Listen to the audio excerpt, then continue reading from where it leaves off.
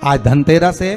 संपूर्ण भारतवासियों को, विश्व में निवास करने वाले संपूर्ण विश्ववासियों को बहुत बहुत भाव से, आनंद के साथ आप सभी को धनतेरस की बहुत बहुत शुभकामनाओं के साथ में धनतेरस का पावन अवसर,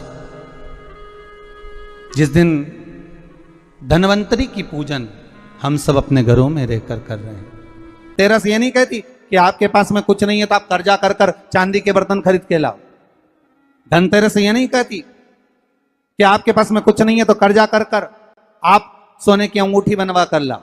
धनतेरस ये नहीं कहती कि आपके पास में कुछ नहीं है तो कुछ घर का ही सामान बेचकर हम दूसरी सामग्री लेकर जाए। नहीं नहीं नहीं, धनतेरस कभी नहीं कहती। माता लक्ष्मी की कथा, धनवंतरी की कथा नहीं कहती कि आप कर्जा लेकर अपने घर में फ्रिज लाएं, वॉशिंग मशीन लाएं, या सामान लाएं, या कपड़े लाएं, या वस्त्र लाएं, या आभूषण लाएं। कई लोगों ने धनतेरस के महत्व को बिगाड़ दिया कि हमको धनतेरस के दिन सामान लेकर आना है, चांदी का बर्तन लेकर आना है, ये सामान लेकर आना है, वो सामान लेकर आना। लाओ, मना नहीं है। धनतेरस का दिन ही है, धनवंतरी का दिवस ही है, क्योंकि धनवंतरी देव जब मंथन के समय पर प्रकट हुए थे, महाराज शरद पूर्णिमा के दिन जब मंथन हुआ था तो उसमें चंद्र प्रकट हुए थे। मंथन का क्रम प्रारंभ हुआ, कार्तिक की द्वादशी के दिन जो मंथन हुआ उसमें कामधेनु गाय प्रकट हुई और मंथन प्रकट हुआ। त्रयोदशी आई, धनवंतरी देव प्रकट हो गए, जिनके एक हाथ में शंख है, दूसरे हाथ में चक्र है, तीसरे हाथ में सुंदर औषधि है और चौथे हाथ में सुंदर अमृत का कलश है। स्वयं धनवंतरी देव प्रकट होते। और ये धनवंतरी है कौन? भगवान विष्णु का ही एक अंश।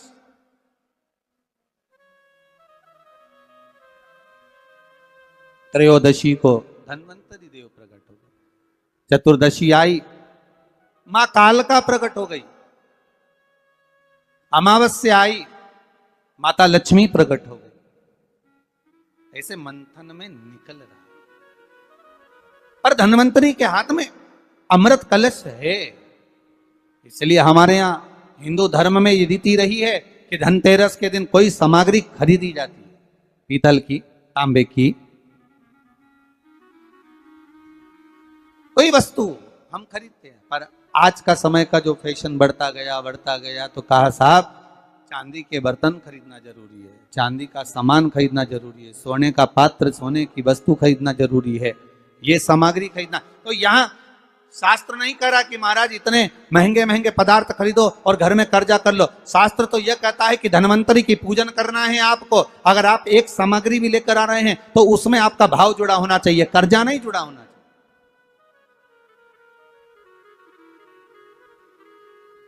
मेरा निवेदन रहेगा घर के बच्चों से भी, घर की माताओं से भी, घर की बहुओं से भी, घर की बेटियों से भी, आपके पिता, आपके घर के बुजुर्ग, आपके घर के बड़े, जिनकी जितनी सामर्थ्यता है और सामर्थ्यता के अनुसार अगर वो आपके यहां पर एक तांबे की एक प्लेट भी लाकर दे रहे हैं, तांबे का एक पात्र भी लाकर दे रहे हैं, एक छोटा सा वस्तु भी लाकर दे रहे हैं, तो आप समझना कि धनवंतरी देवता की कृपा हुई है और हमारे घर में आज ये वस्तु प्राप्त हुई, हमारे घर में आज ये वस्तु आई है।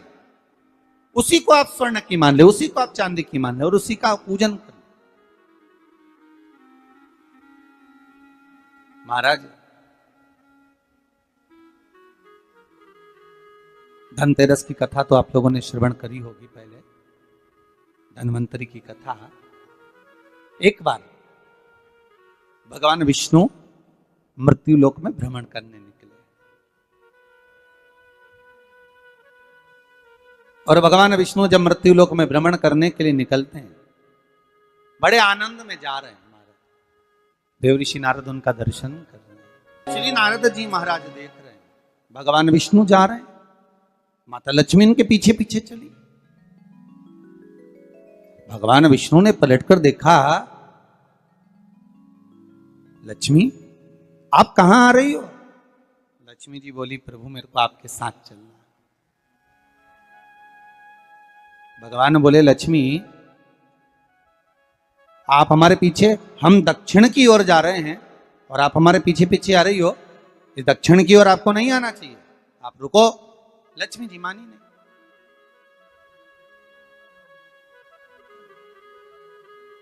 समझाने वाला व्यक्ति जब समझाए, देखो अभी अपने पास में इतना नहीं है, कोरोना महामारी के कारणवश हो सकता है कि थोड़ी कमाई कम हुई हो, इसलिए काम करते हैं।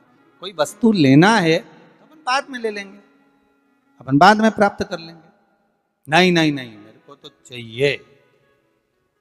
मालूम पड़े जिद पे अड़ गए, बहुत कुछ भी हो जाए मुझे तो ये सामान लाकर देना ही पड़ेगा, तो ये श्रेष्ठता नहीं। भगवान विष्णु लक्ष्मी जी से तुरंत, लक्ष्मी कहां जा रही हो? आपको मालूम है ये दक्षिण दिशा है जहां मैं जा रहा हूं, सुनो आप यहां प्रवेश ना करिए। लक्ष्मी जी कहती है नहीं स्वामी, मैं आपके पीछे पीछे चलूंगी। लक्ष्मी जी को खूब समझाया भगवान विष्णु ने, नहीं मानी मां लक्ष्मी, जाने के लिए आतुर हो गई, जाने लगी। और माता लक्ष्मी जब जाने लगी, भगवान समझा समझा कर रह गए, समझा समझा कर भगवान रह गए, नहीं मानी, चल दी, पीछे पीछे जा। भगवान रोक रहे, नहीं मानी। चलते चलते लक्ष्मी जी ने क्या देखा कि एक सुंदर गन्ने का ईख का एक खेत है। आपने देखा होगा, जितने भी लोग इस पावन धन्वंतरी कथा को सुन रहे हैं, धनतेरस के पावन कथा को श्रवण कर रहे हैं, उन्होंने देखा होगा कि जब दिवाली की पूजन होती है तो दीपावली की पूजन में कई जगह पर गन्ने को, ईख को पूजन में रखा जाता है।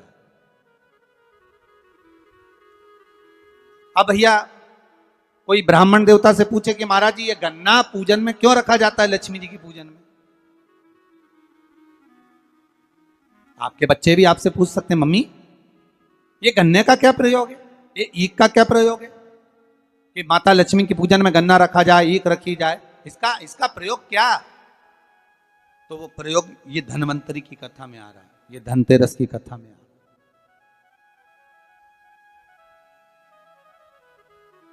महाराज, हिंदू धर्म के अंतर्गत भगवान की पूजन में जो जो सामग्री चढ़ती है उसका कहीं ना कहीं कुछ ना कुछ प्रमाण जरूर रहता है, जरूर। अगर भगवान पर कोई वस्तु चढ़ी है, हमारे भोलेनाथ जी पर अगर धतूरा चढ़ा है, बेलपत्र चढ़ा है, समीपत्र चढ़ा है, हमारे भोलेनाथ जी पर अगर श्वेत पुष्प चढ़ा है, श्री गणेश जी महाराज को कहीं दुर्वा चढ़ी है, माँ जगत जननी जगदम्बा को लाल पुष्प समर्पित किए गए हैं, उसका प्रमाण कहीं ना कहीं हमारे शास्त्रों में मिलता ही है, उसका प्रमाण हमारे शास्त्रों में मिलेगा। गन्ने का, ईख का प्रमाण यहां आता है धन्वंतरी की कथा में कि माता लक्ष्मी गन्ने के खेत को देखकर, माता लक्ष्मी ईख के खेत को देखकर रुक गई और ईख के खेत को देखकर रुकी और भगवान विष्णु आगे बढ़ गए। गन्ने के खेत को जब माता लक्ष्मी ने देखा, उसमें से एक गन्ने का टुकड़ा, एक ईख का टुकड़ा माता लक्ष्मी ने तोड़ लिया।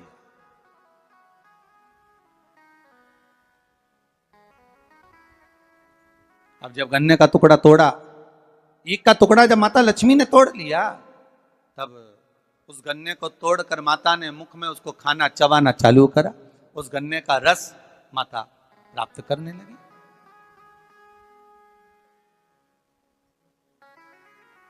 उस गन्ने के रस को, उस शुगर को, गन्ने के उस रस को, ईख के उस रस को माता लक्ष्मी आराम से प्राप्त कर रही हैं और भगवान आगे निकल गए, लक्ष्मी जी रुक गई।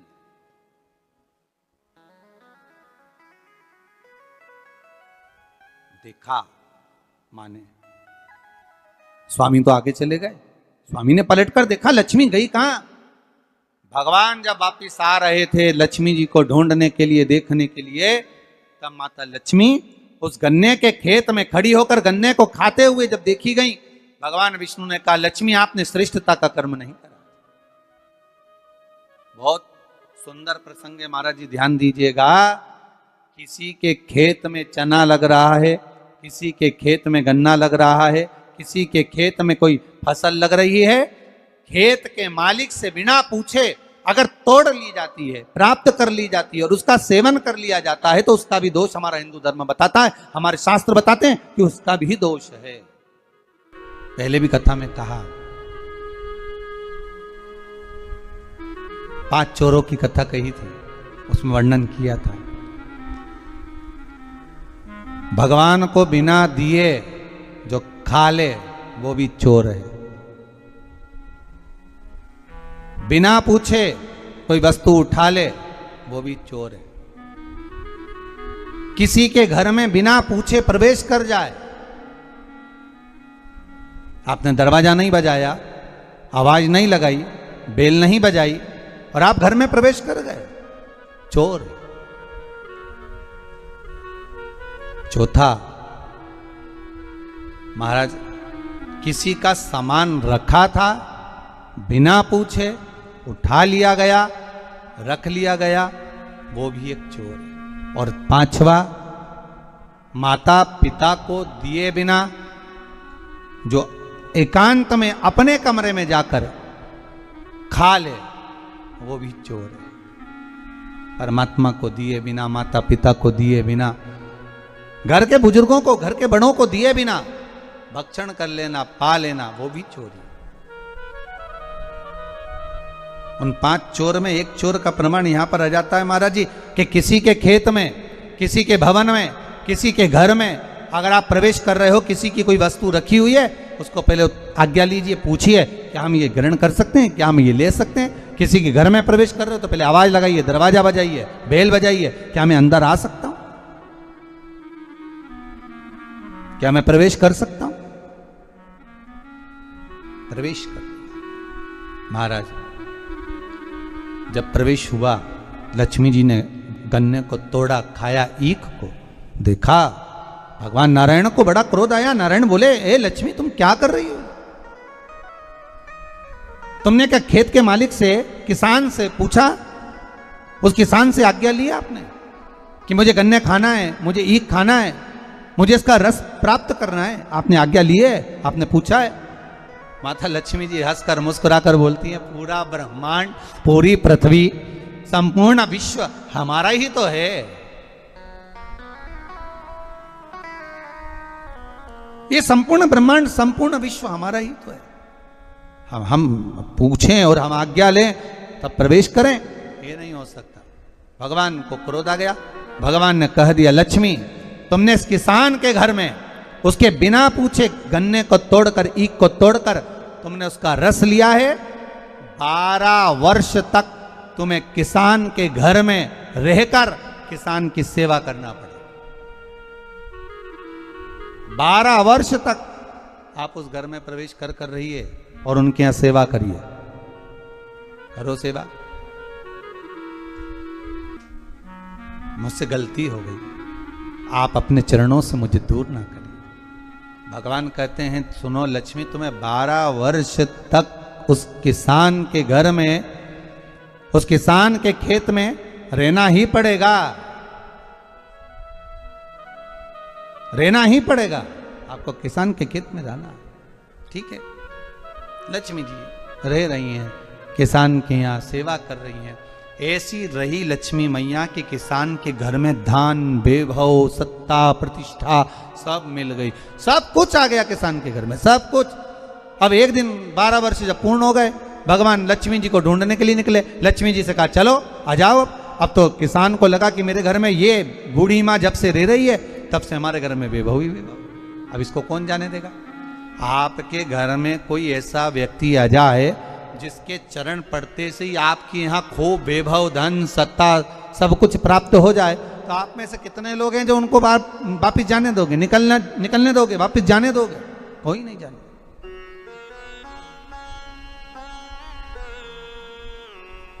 महाराज कौन जाने दे? थोड़ा और रुक जाइए, और रुकिए, और रुकिए। माता जाने का कहती हैं, किसान रोक लेता है। एक दिन भगवान विष्णु ही आ गए उस किसान के घर पर, और भगवान नारायण किसान के घर पर पहुंचे और पहुंचकर कहा, अब हमको, ये लक्ष्मी है, हमें जाना है, आप हमको जाने दीजिए। किसान को कहा, किसान पहचान नहीं पा रहा, भगवान बुजुर्ग का रूप रख कर आए। जैसे लक्ष्मी एक बूढ़ी का रूप रख कर सेवा कर रही है, उसी तरह किसान भी बूढ़े का रूप रख कर सेवा कर रहा है।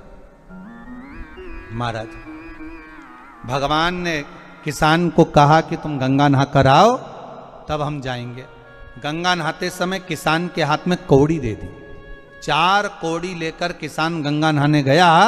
जैसे ही गंगा जी में कौड़ी डालने को कहा, गंगा मैया प्रकट हो गई। किसान पूछता है आप कौन? गंगा जी कहती है मैं विष्णुपदी गंगा हूं। आप क्यों प्रकटी हो? गंगा जी ने कहा आपको मालूम है ये कौड़ी किसने दी है? नहीं, तुम्हारे घर में जो है वो नारायण है, नारायण ने दिया। अब दौड़ कर गया और नारायण के चरणों को पकड़ कर कहा नाथ आप क्यों आए हो ये तो बताओ। भगवान ने कहा आपको मालूम नहीं, मैं लक्ष्मी को लेने आया हूं, पर लक्ष्मी को तो मैं अपने यहां रखना चाहता हूं नाथ, मैं इसको छोड़ नहीं सकता। मैं लक्ष्मी जी को छोड़ नहीं सकता, मैं इनको लेकर जाऊं। किसान रोने लगा। तब भगवान नारायण ने धनतेरस की पूजन का महत्व समझाया। तब भगवान ने धनतेरस की पूजन का महत्व समझाया। सुनो किसान, मृत्यु लोक में रहने वाला मानव अगर धनवंतरी की पूजन करता है, धनतेरस के दिन कार्तिक महीने में पड़ने वाली सुंदर त्रयोदशी तिथि को जो धनवंतरी की पूजन करेगा, उसके घर से लक्ष्मी कभी बाहर नहीं जाएगी। नारायण जैसे बोले तो किसान तुरंत प्रसन्न हो गया। प्रभु प्रभु आप मुझे वो उपाय, आप मुझे वो पूजा का प्रयोग, आप मुझे वो महत्व उस धनवंतरी पूजन का, उस धनतेरस की पूजन का बता दीजिए, जिससे मेरा कल्याण हो जाए, जिससे मेरा उद्धार हो। भगवान विष्णु बोले किसान सुनो, ये धनवंतरी मेरा ही एक अंश होता है। जैसे मेरे हाथ में शंख चक्र गदा पद्म सब धारण करा हुआ हूं, उसी तरह धनवंतरी का स्वरूप का यदि आप दर्शन करेंगे, आप धनवंतरी के चित्र का अगर दर्शन करेंगे तो एक हाथ में उनके भी चक्र है, एक हाथ में उनके शंख है, एक हाथ में उनके औषधि है, एक हाथ में उन्हें अमृत का कलश है, और भगवान स्वयं नारायण का अंश प्रकट हो रहा है। बोल धनवंतरी भगवान की, धनवंतरी भगवान की। कहते हैं धनवंतरी भगवान का प्रागट्य जब हुआ था तो भगवान शंकर ने धनवंतरी देव को देखकर कहा वाह रे प्रभु वाह, क्या सुंदर स्वरूप धारण कर आए हो प्रभु। जब मेरे लिए विष लेकर आए थे तब एक आनंद दूसरा था, पर आज अमृत लेकर आए उसका आनंद दूसरा है। बहुत अलग अलग बातें महाराज जी। शिव महापुराण की कथा कहती है 2 तरह की वाणी होती है, एक में आपने क्रोध कर दिया, अपशब्द कह दिया, ताना दे दिया, गालियां दे दी, और एक शब्द अमृत का मीठा बोल दिए, प्रेम की वाणी बोल दी, उसका एक आनंद दूसरा है, उसका एक संबोधन दूसरा है। एक विष लेकर आ रहा है, एक अमृत लेकर आ रहा है। शिव जी कहते हैं जो अमृत लेकर आ रहा है उसका आनंद ही दूसरा है, उसके चेहरे की चमक ही दूसरी है। भगवान विष्णु कहते हैं सुनो किसान, मैं आपको धनवंतरी पूजन का विधान बताता हूं। भगवान कहते हैं किसान, सुंदर कृष्ण पक्ष की त्रयोदशी को कार्तिक के महीने में धनवंतरी देव का पूजन, धनतेरस का पूजन माना जाता है।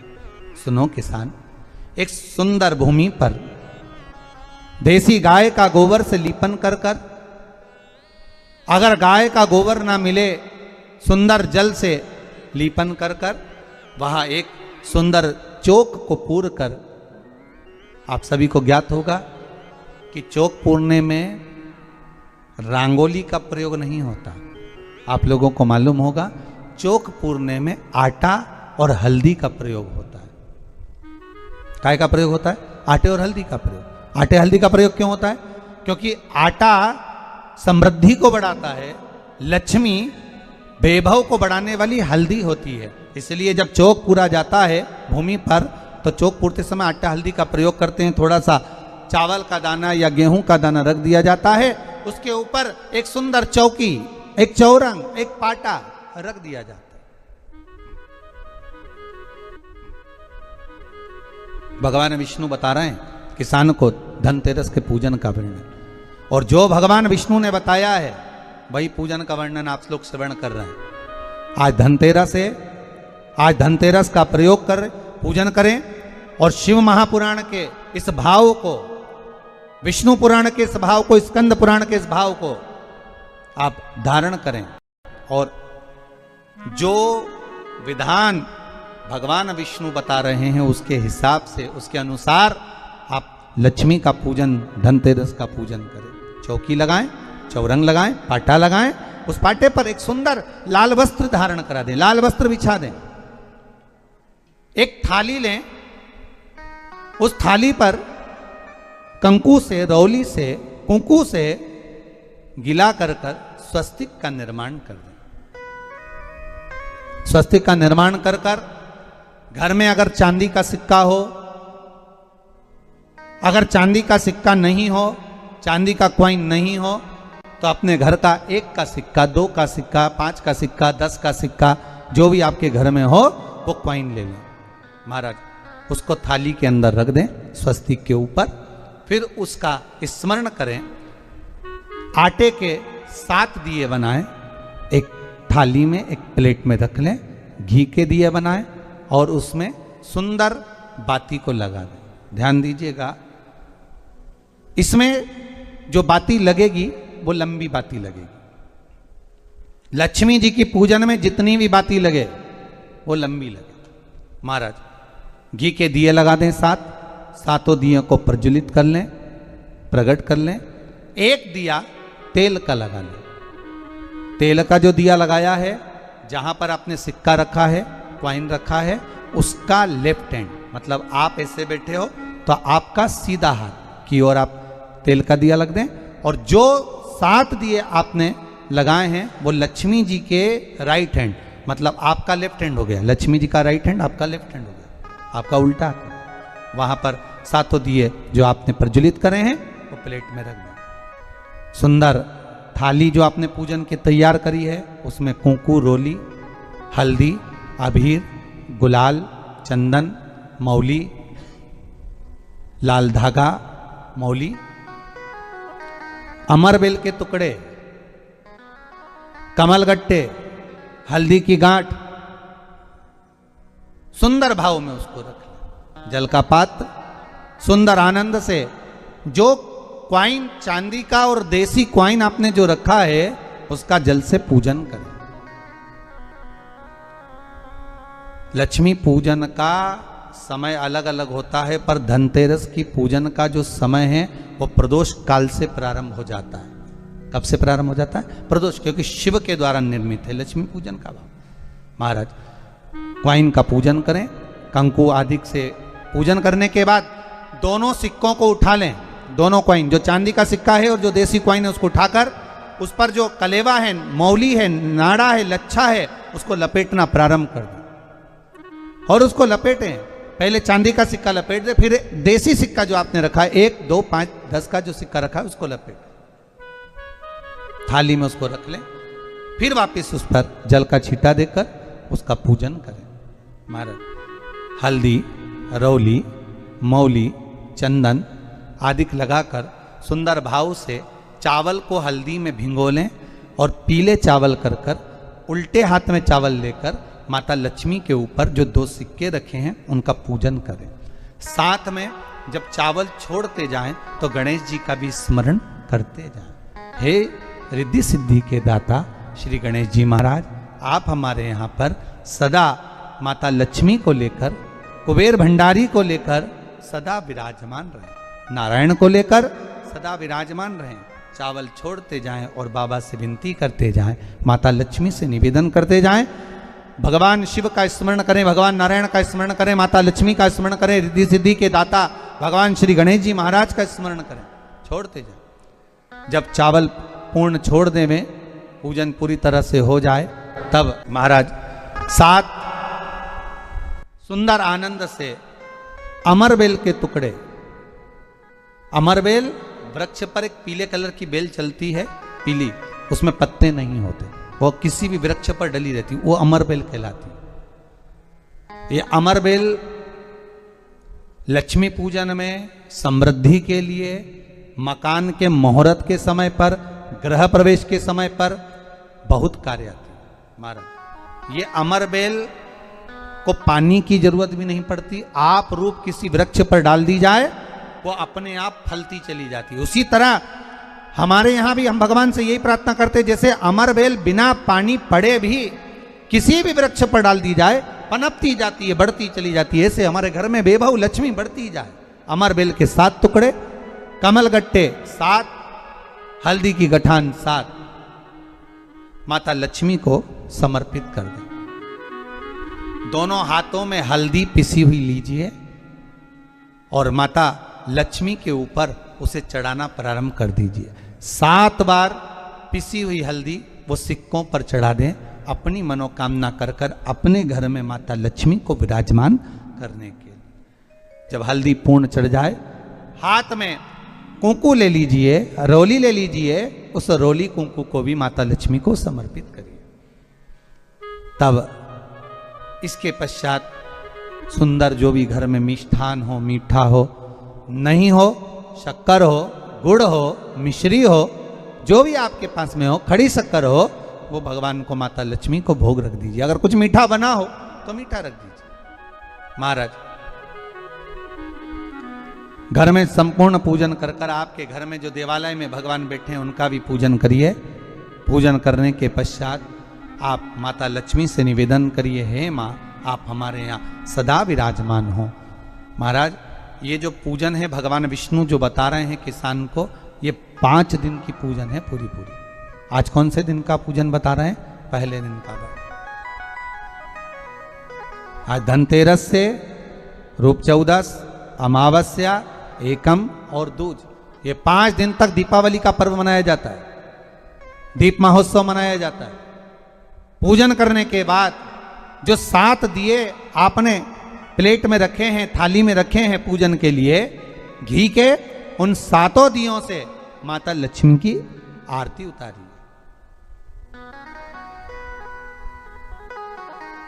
उन 7 दियों से माता लक्ष्मी का पूजन करिए, माता लक्ष्मी से विनती करिए, मां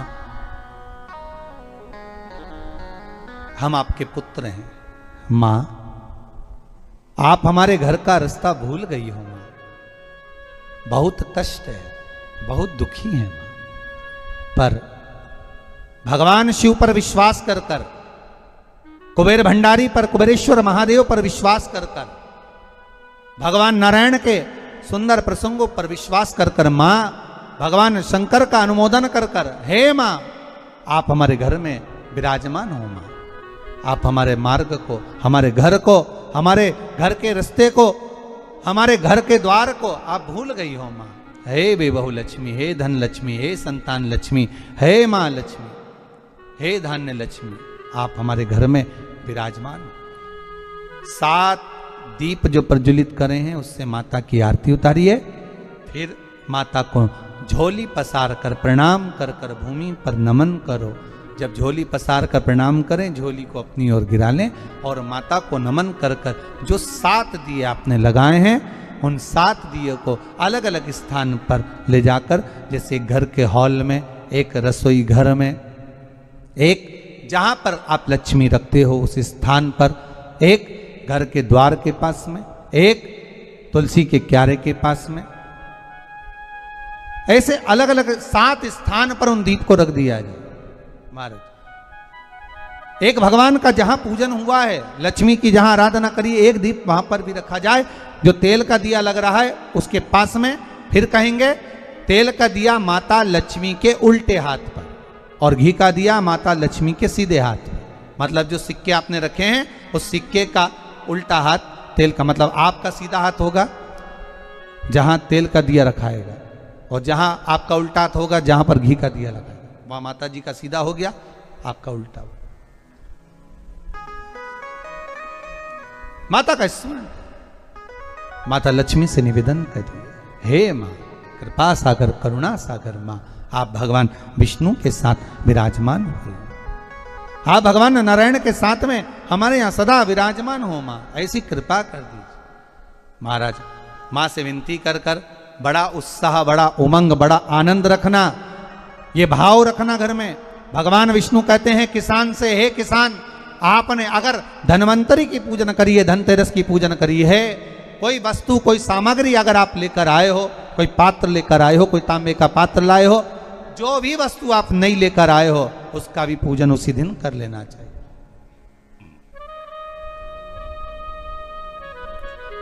उसका भी पूजन कर लेना चाहिए।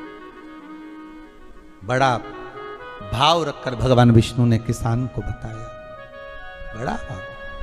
किसान सुनकर, नारायण प्रभु, क्या मां फिर मेरे घर में रहेगी? भगवान कहते हैं, सुनो किसान, ये लक्ष्मी अगर आप धनवंतरी का पूजन करते हो, धनतेरस का पूजन सुंदर कार्तिक के महीने की कृष्ण पक्ष की त्रयोदशी को अगर आप कर रहे हो, तो ये लक्ष्मी भले मेरे साथ बैकुंठ में जाकर रहे, पर लक्ष्मी का एक अंश तुम्हारे घर से कभी नहीं जाएगा, वो सदा विराजमान रहेगा। ऐसी है मां धन्वंतरी की पूजन, ऐसी है मां लक्ष्मी की पूजन। बस आपसे भी निवेदन है, आज आप सब जो धनतेरस की पूजन का एक भाव रखे हुए हैं, बड़ा उत्साह आपके भीतर दीपावली पूजन का है।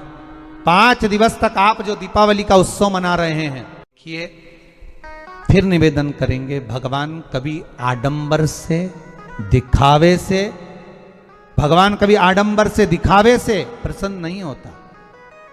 भगवान तो केवल प्रेम से प्रसन्न होता है। इसलिए अपने हृदय से, दिल से भगवान को रिझाओ और अपने घर में माता लक्ष्मी की धन्वंतरी का पूजन करो। संपूर्ण भारतवासियों को, विश्व में निवास करने वाले संपूर्ण विश्ववासियों को बहुत बहुत भाव से, आनंद के साथ आप सभी को धनतेरस की बहुत बहुत शुभकामनाओं के साथ में पूर्ण ब्रह्मांड का उद्धार करने वाले, संपूर्ण ब्रह्मांड को वैभव, धन, लक्ष्मी, प्रतिष्ठा देने वाले भगवान देव अधिदेव महादेव के पावन चरणों को नमन करते हुए आप सभी को 5 दिवसीय दीप महोत्सव, दीपावली की बहुत बहुत बधाई। जो आप सब अपने घरों में रहकर संपूर्ण परिवार के साथ में एक हिंदू धर्म को जागृत करने के लिए और अपने बच्चों को, परिवार को संस्कारित करने के लिए भगवान राम दीपावली के पावन अवसर पर जब अवधपुरी में प्रवेश करते हैं और संपूर्ण अवधपुरी को दीप मालिका से प्रकाशित किया जाता है, ऐसे ही पावन दीप महोत्सव की आप सभी को बधाई देते हुए 5 दिवसीय माता महालक्ष्मी का पूजन, स्मरण शिव महापुराण के माध्यम से, स्कंद पुराण के माध्यम से, विष्णु पुराण के माध्यम से, देवी भागवत के माध्यम से अपन सब श्रवण करने के लिए अपने अपने घरों में विराजमान हैं। धनतेरस का पावन अवसर, जिस दिन धन्वंतरी की पूजन हम सब अपने घरों में रहकर कर रहे हैं। आपको पहले भी कथा में कहा, आज फिर कहने का मौका मिला है। स्वयं भगवान नारायण, भगवान विष्णु जो माता लक्ष्मी से स्नेह करते हैं, प्रेम रखते हैं, पर माता लक्ष्मी की माता ख्याति देवी जो भगवान शिव की परम उपासक है, भगवान शंकर की परम उपासक, शिव के स्मरण के बिना माता ख्याति एक क्षण नहीं रह पाती। हर पल, हर घड़ी, हर क्षण पंचाक्षर मंत्र का जाप करना, नमः शिवाय बोलना और भगवान शिव की आराधना में लगे रहना, भगवान शिव की आराधना में डूबे रहना। एक बार माता ख्याति के मन में यह भाव प्रकट हो गया कि मैं अगर लक्ष्मी का विवाह करूं तो देव अधिदेव महादेव के साथ करूं, भगवान शंकर के साथ ब्याया जाए, भगवान शंकर के साथ में दिया जाए। तब एक दिन माता ख्याति संपूर्ण पूजन का साहित्य लेकर, पूजन की सामग्री लेकर माता ख्याति पहुंच गई बाबा देव अधिदेव महादेव के शिवालय में। और भगवान शंकर के शिवालय में जाकर माता ख्याति ने भगवान शंकर की आराधना करी, पूजन करी। आज देव अधिदेव महादेव को रिझाने के लिए माता ख्याति बैठ गई। आज धन्वंतरी के दिन, धनतेरस के दिन आपसे भी निवेदन है, अगर हम किसी लक्ष्य को पाना चाहते हैं, हम किसी लक्ष्य तक पहुंचना चाहते हैं, तो उस लक्ष्य तक पहुंचने के लिए ये नहीं कि हम थोड़ी देर के लिए बैठे, मंत्र जाप करा, स्मरण करा, या थोड़ा सा हमने इंटरव्यू दे दिया, थोड़ी परीक्षा दे दी और सोचा कि हम अच्छे नंबर से पास हो जाएं या उत्तीर्ण हो जाएं या हमारा जॉब लग जाए। उसके लिए संपूर्ण तरह से, हर तरह से हमें अपना कर्म करना ही पड़ेगा। अगर आज माता ख्याति लक्ष्मी जी को भगवान शिव को देना चाहती हैं तो माता ख्याति आज साधना करने के लिए, शिव को रिझाने के लिए संपूर्ण पूजन साहित्य लेकर बैठ गई हैं भगवान शंकर को रिझाने के। पर देव अधिदेव महादेव तो महादेव है महाराज, वो भी इतनी जल्दी कहां रिझने वाले। फिर भी संपूर्ण देवताओं में, 33 कोटि देवताओं में सबसे शीघ्र अतिशीघ्र, सबसे जल्दी राजी होने वाले अगर कोई हैं तो वो देव अधिदेव महादेव है, सबसे जल्दी। इसलिए पहले भी कहा है, भोलेनाथ से निराला यहाँ कोई नहीं, भोलेनाथ से निराला यहाँ कोई नहीं, शंभुनाथ से निराला यहाँ कोई नहीं, शंभुनाथ से निराला यहाँ कोई नहीं, भोले बाबा से निराला यहाँ कोई नहीं, भोले बाबा से निराला यहाँ कोई नहीं, शंभो बाबा से निराला यहाँ कोई नहीं, शंभु बाबा से निराला यहाँ कोई नहीं, ये कोई नहीं रे यहाँ कोई नहीं, ओ कोई नहीं रे यहाँ कोई नहीं, ओ कोई नहीं रे यहाँ कोई नहीं, ओ कोई नहीं रे यहाँ कोई नहीं, भोलेनाथ से निराला यहाँ कोई नहीं, भोलेनाथ से निराला यहाँ कोई नहीं।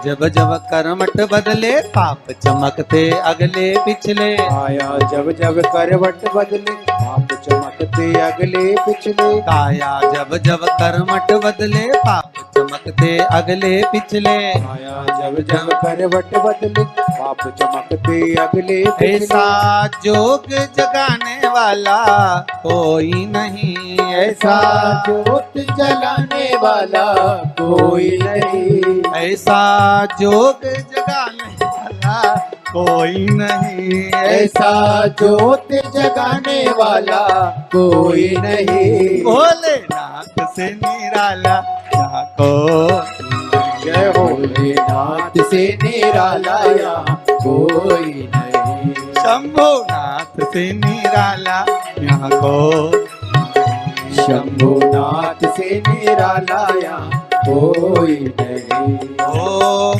कोई नहीं रे यहाँ कोई नहीं, ओ कोई नहीं रे वहाँ कोई नहीं।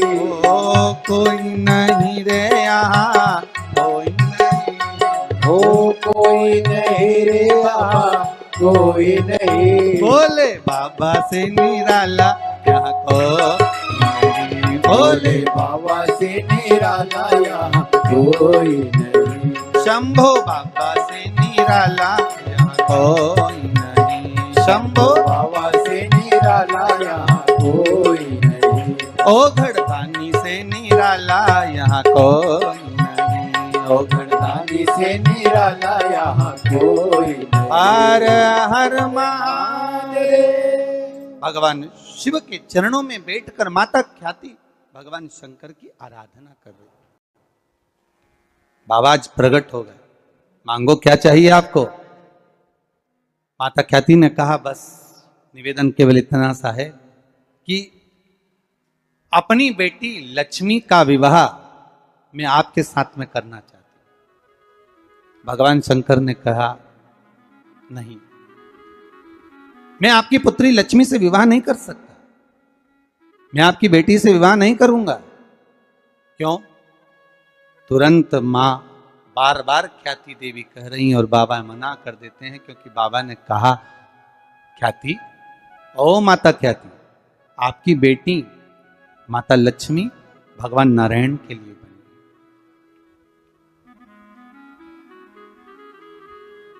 लक्ष्मी और दरिद्रता देवी। महाराज ये दो अलग हैं, दोनों बहनें हैं। लक्ष्मी भगवान विष्णु के साथ में बिहा रही हैं, दरिद्रता दुसाह मुनि के साथ में बिहा रही हैं। शायद इसीलिए हमारे हिंदू धर्म के अंतर्गत माता लक्ष्मी का जहां पूजन होता है, माता लक्ष्मी की जहां आराधना होती है, वहां से दरिद्रता को बाहर निकाल दिया जाता है।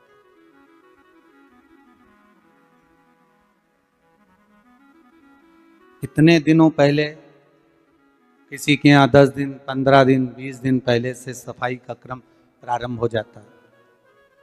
बार बार घर की झाड़ू लगाना, पुताई करना, सफाई करना, जो अटाला सामान है, बेकार सामग्री है, जो किसी काम की नहीं, उसको ले जाकर कहीं डाल देना, कहीं भेज देना, घर को सुरक्षित साफ।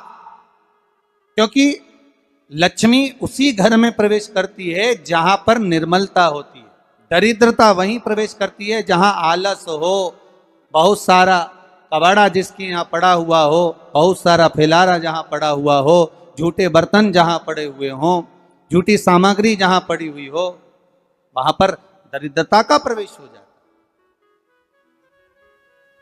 वहां दरिद्रता प्रवेश कर जाती। लक्ष्मी का स्मरण भगवान शिव कर रहे हैं, ख्याति ओ माता ख्याति, अगर आपको लक्ष्मी को देना है तो भगवान विष्णु को दीजिए। पर भगवान विष्णु को लक्ष्मी मिले, भगवान नारायण ने कहा मैं विवाह करने को तैयार हूं, लक्ष्मी से विवाह करूं, पर बात केवल इतनी सी है कि लक्ष्मी मेरे चरणों में रहे। आप सबसे एक निवेदन करूं, इस धनतेरस के माध्यम से जितने भी भारत भूमि के आप आस्था चैनल पर पूरे विश्व में जो कथा श्रवण कर रहे हैं, धनवंतरी पूजन की, धनतेरस पूजन की, शिव द्वारा लक्ष्मी जी को मार्ग बताना और धनतेरस के दिन प्रत्येक जीव के घर में माता लक्ष्मी का पूजन हो, प्रवेश करना। महाराज भगवान शिव स्वयं भगवान नारायण से कहते हैं कि आप लक्ष्मी को अपने चरणों में रखो। भगवान कहते हैं मैं रखने को तैयार हूं, और लक्ष्मी मेरे चरणों में रहे, जहां मैं हूं वहां लक्ष्मी। महाराज आप सबसे निवेदन है, घर में जितनी निर्मलता रखोगे, स्वच्छता रखोगे, जितना घर को साफ रखोगे, उतनी ही लक्ष्मी आपके यहाँ प्रवेश करेगी। पर केवल घर की सफाई से काम नहीं चलेगा। शिव महापुराण की कथा कहती है घर की सफाई के साथ में मन की भी सफाई होना चाहिए। काम, लोभ, आसक्ति, वासना, तृष्णा, ये सब हमारे भीतर भरा हो और हम सोचें कि भगवान हमारे घर में प्रवेश कर जाए तो कैसे प्रवेश करेगा? वो कहते हैं ना, हमने आंगन नहीं बुआरा, कैसे आएंगे हरि। अब तक गंदा पड़ा है द्वारा, कैसे आएंगे हरि। कैसे आएंगे हरि, कैसे आएंगे हरि। अब तक गंदा पड़ा है द्वारा, कैसे आएंगे हरि। हम केवल घर की सफाई ना करें, हमारे भीतर जो अहंकार समाया हुआ है, हमारे भीतर जो काम समाया हुआ है, हमारे भीतर जो आसक्ति भरी हुई है, हमारे भीतर जो लोभ भरा हुआ है, तृष्णा भरी हुई है, वो हम उसको निकाल दें। धनतेरस की पूजन का सबसे बड़ा महत्व यही है। अगर हमारे पास में जो है, हमारे को जो भगवान भोलेनाथ ने दिया है, हमको जो नारायण ने दिया है, उसी के अनुसार हम भगवान की सेवा करें। धनतेरस ये नहीं कहती कि आपके पास में कुछ नहीं है तो आप कर्जा कर कर चांदी के बर्तन खरीद के लाओ। धनतेरस ये नहीं कहती कि आपके पास में कुछ नहीं है तो कर्जा कर कर आप सोने की अंगूठी बनवा कर लाओ। धनतेरस ये नहीं कहती कि आपके पास में कुछ नहीं है तो कुछ घर का ही सामान बेचकर हम दूसरी सामग्री लेकर जाए। नहीं नहीं नहीं, धनतेरस कभी नहीं कहती, नहीं कहती। माता लक्ष्मी की कथा, धनवंतरी की कथा नहीं कहती कि आप कर्जा लेकर अपने घर में फ्रिज लाएं, वॉशिंग मशीन लाएं, या सामान लाएं, या कपड़े लाएं, या वस्त्र लाएं, या आभूषण लाएं। कई लोगों ने धनतेरस के महत्व को बिगाड़ दिया कि हमको धनतेरस के दिन सामान लेकर आना है, चांदी का बर्तन लेकर आना है, ये सामान लेकर आना है, वो सामान लेकर आना। लाओ, मना नहीं है, धनतेरस का दिन ही है, धनवंतरी का दिवस ही है। कुएं का जल, बावड़ी का जल, हापसी का जल, तालाब का जल, समुद्र का जल, बारिश का जल, नल का जल, ट्यूबवेल का जल, क्षीर सागर का जल, खड्डे का जल, जितने जल हैं, इन सभी जलों में सर्वश्रेष्ठ जल कौन सा?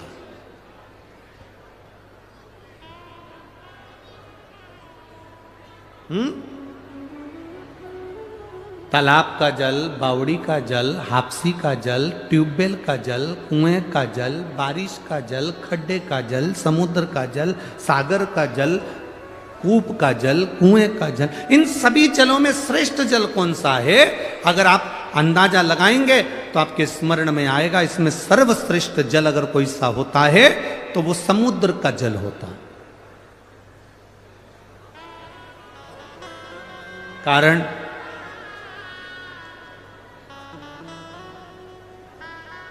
श्रीमद् वल्लभाचार्य जी ने एक ग्रंथ लिखा जिसका नाम है जल भेद। कौन सा ग्रंथ है? जल। श्रीमद् वल्लभाचार्य जी ने वर्णन करा सर्वश्रेष्ठ जल होता है समुद्र का जल।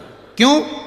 कुएं के जल में कचरा डालोगे तो वो कुएं में सड़ता रहेगा, बावड़ी में कचरा डालोगे वो सड़ता रहेगा, ट्यूबवेल में कचरा डालोगे सड़ता रहेगा, खड्डे में कचरा डालोगे सड़ता रहेगा, नदी में कचरा डालोगे सड़ता रहेगा, सरोवर में कचरा डालोगे सड़ता रहेगा।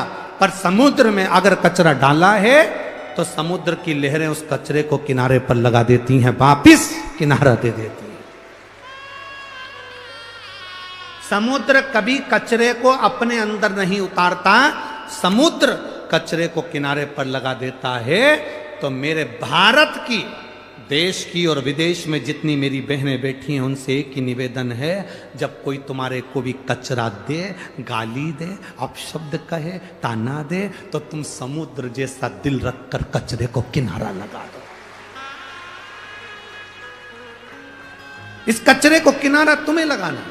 अपशब्द कहने वाले का अपशब्द हमारे दिल में नहीं रखना। समुद्र कचरे को अंदर नहीं रखता, फिर कहा समुद्र श्रेष्ठ क्यों है? तो कहा समुद्र इसलिए श्रेष्ठ है, समुद्र में सोना डालो, चांदी डालो, हीरा डालो, पन्ना डालो, समुद्र कभी किनारे नहीं लगाता, समुद्र अपने अंदर उतार लेता है। जब शिव महापुराण रूपी हीरा मिले, कोई अच्छी ज्ञान की बात कहे तो उसको अपने अंदर उतार कर रख लो।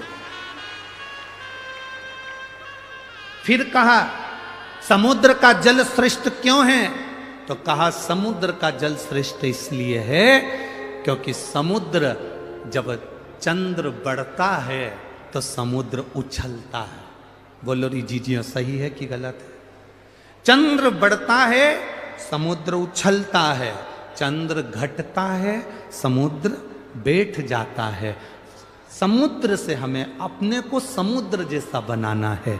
जब किसी को बढ़ता हुआ देखो तो इतने खुश हो जाओ कि भगवान इसको और ऊपर पहुंचाना, और उन्नति देना।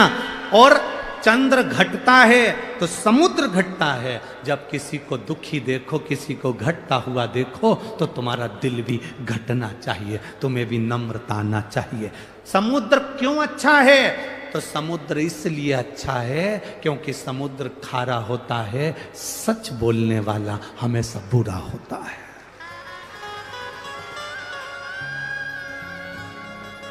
देश विदेश में बैठी हुई मेरी माताओं को, मेरी बहनों को, मेरी जीजियों को, मेरे जीजाओं को, मेरे बच्चों को, मेरी बेटियों को मैं निवेदन करूंगा इस व्यासपीठ से, महालक्ष्मी शिव महापुराण की कथा धूलिया नगर से चल रही है। आज सबसे ज्यादा केस अदालत में, सबसे ज्यादा अगर केस हैं तो प्रॉपर्टी के केस नहीं हैं। आज अदालत में सबसे ज्यादा केस अगर कोई चीज के नहीं, अगर किसी के मर्डर के केस नहीं है, किसी प्रॉपर्टी के केस नहीं है, जमीन जायदाद के केस नहीं है, भाई भाई के केस नहीं है। आज पूरे भारत की अदालत में सबसे ज्यादा केस हैं तो तलाक के केस हैं। भारत की सबसे ज्यादा अदालतों में अगर केस चल रहे हैं तो तलाक के चल रहे हैं। समझौता नहीं बैठ पा रहा, एक दूसरे का सामंजस्य नहीं बैठ पा रहा। जरा सी बात में विवाद हुआ, माँ ने कह दिया जा मेरे घर पर, कमी है क्या? अपने यहाँ कोई कमी है क्या? छोड़िए तेरा ससुराल। और बेटी घर पर जाकर बैठ गई। इधर पति रुष्ट होकर बैठा, बेटी रुष्ट होकर बैठी। माँ ने कह दिया दूसरी शादी करा देंगे। अगर बेटी के भाग्य में अच्छा लिखा होता तो पहले ही भेरू अच्छा मिल जाता, अब तो 4 करा ले तो भी वैसा ही मिलने वाला है। इसलिए जैसा मिला है उसको निभाने का प्रयास करो, उसको समझाने का प्रयास करो, उसको संजोने का प्रयास करो, उसको समाजस बिठाने का प्रयास करो। लड़के से कहो तेरी धर्म पत्नी अच्छी है, उसको लेकर आ, जा प्रार्थना कर, ससुर के पास जा, सास के पास जा। जाकर कहा जब शंकर भगवान अपनी सती के लिए दक्ष प्रजापति के यहाँ जा सकते हैं, जिस दक्ष प्रजापति ने शंकर भगवान को शब्द कहा था, श्राप दिया था कि तू शमशान में निवास करेगा, इसके बाद भी मेरे भोले बाबा दक्ष प्रजापति के दरवाजे पर जाकर अपने ससुर से बात करते हैं अपनी धर्म पत्नी के लिए। तो तुम अपनी बेटे से क्यों नहीं कहते कुछ नहीं, जाओ लेकर आओ उसको, हो गई ना बात, खत्म करो, लेकर आओ। बेटी को समझाओ कोई बात नहीं, जाओ। अगर मान ले तो दूसरी शादी करेगी और वो भी ऐसे ही निकल गया तो मम्मी मैं शादी नहीं करूंगी, मेरे को शादी नहीं करना, तो जिंदगी कैसे निकलेगी बेटा, मैं तो अकेली रह लूंगी। ये संसार, दुनिया के लोग एक किसी की मुर्गी रोड पे मिल जाए तो वो मुर्गी ले जाए, तो आज का व्यक्ति किसको छोड़ रहा है संसार में? किसको छोड़ रहा है? संभलो, अपनी जिंदगी को सार्थक बनाने का प्रयास करो। समझाओ बेटों बेटियों को, ज्ञान दो अपने बच्चों को, भड़काओ नहीं, अपशब्द मत कहो, ताना मत दो, समझाने का प्रयास करो।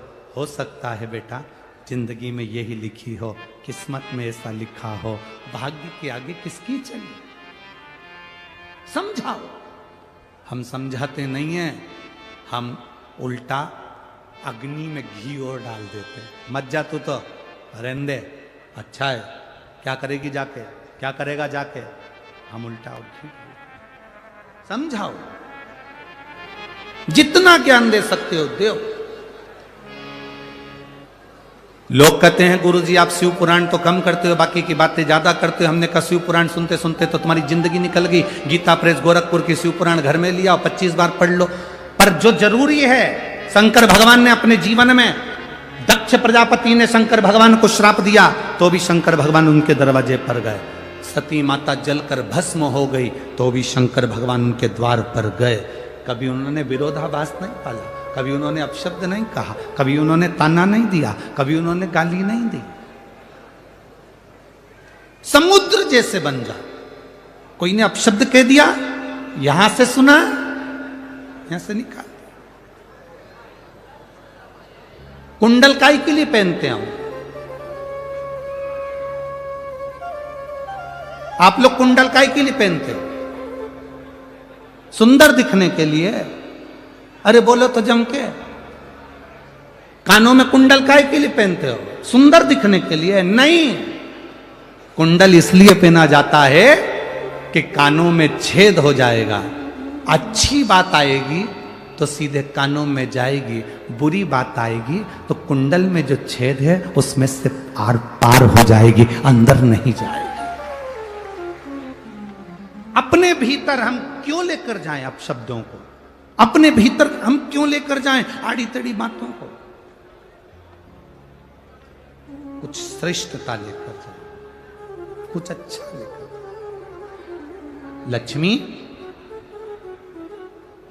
पार्वती जी कह रही हैं अपने पति ने तुम्हें श्राप दे दिया और तुम दुखी हो गई। दुख नहीं, अगर अब शब्द किसी ने कहा है, ताना किसी ने दिया है, गाली किसी ने दी है, आड़ा टेढ़ा किसी ने बोला है, तो उसका जवाब देवाधिदेव महादेव ने दिया है। एक पत्र आया है, देखिए।